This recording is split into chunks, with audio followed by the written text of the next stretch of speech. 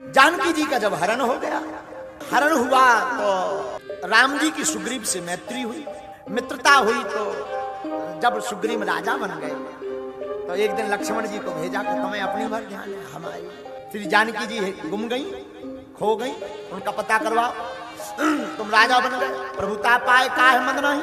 क्या कहा सुग्रीव जी, चिंता मत करो। सुग्रीव ने वानरों को बुला करके चारों दिशाओं में वानरों को भेज दिया, जाओ जानकी जी का पता लगा के आओ।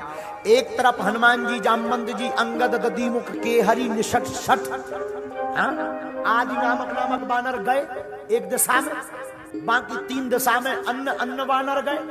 हनुमान जी तो गए, तो हनुमान जी जाके समुद्र के किनारे बैठ गए।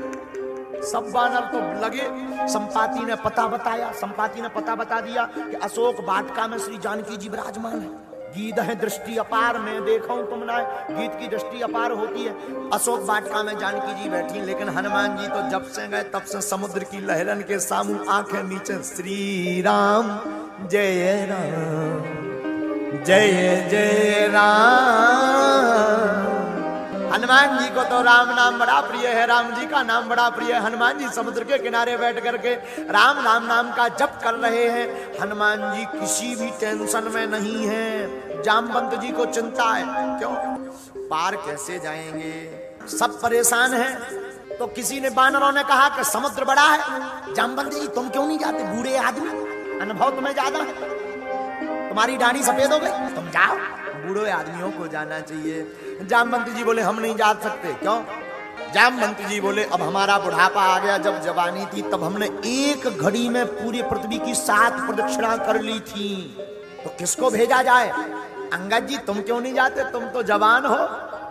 अंगद जी बोले हम पार तो चले जाए, लेकिन लौटती में हमारी रेलगाड़ी को डीजल बढ़ा जाएगा, लौटने में हमें टेंशन है, हमारी गाड़ी वापस मुश्किल से आ सकती है, हमें चिंता है कहीं बीच ही में इंजन सीज ना हो जाए।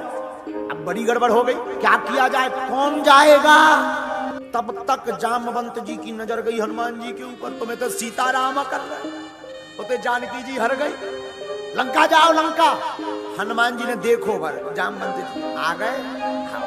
अब जामवंत जी ने कहा हे हनुमान जी तुम चुप क्यों साध गए, चुप क्यों बैठे हो, उठो, उठ करके लंका जाओ। हनुमान जी कुछ नहीं बोले। कहा तुम बलवान हो, हनुमान जी बोले हम है ही नहीं बलवान। वानर बोले वाह अतुलित बल धामम, आप अतुलनीय बल के धाम हो, बलवान हो। हनुमान जी नहीं उठे।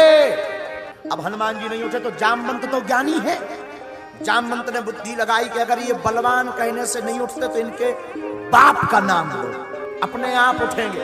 आप पवन पुत्र हैं, आपके पिता का नाम पवन, पवन में बहुत शक्ति है, तुम भी पवन पुत्र, बहुत बलवान हो, चुप मत बैठो, उठो। बाप का नाम सुन करके भी हनुमान जी उठे नहीं। दूसरा तीर मारा जामवंत जी ने, नाम पवन तनय पवन पुत्र अंजनी नंदन हो, उठो। हनुमान जी नहीं।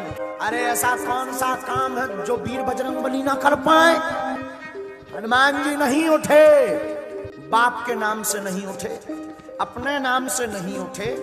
कौन काज कठिन है ऐसा बल की महिमा बताने पर भी हनुमान जी नहीं उठे।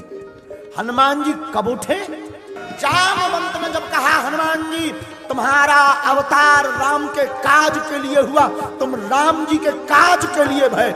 हनुमान जी सुनते ही पर्वत आकार में खड़े हो गए, सारे साथ रूप लेकर के हनुमान जी भौएं खड़ी हो गई, रोंगटे खड़े हो गए। स्वर्ण स्वरूप लेकर के हनुमान जी मुष्टिक बंद करके एक पैर आगे रखा, एक पैर पीछे रखा। हनुमान जी ने ऊपर की तरफ देखा, देख करके बोले जामवंत मेरा अवतार अगर राम काज के लिए हुआ तो बताओ मैं लंका को मसल दूं, मैं रावण को मार दूं, कहा तू क्या करना है बताओ।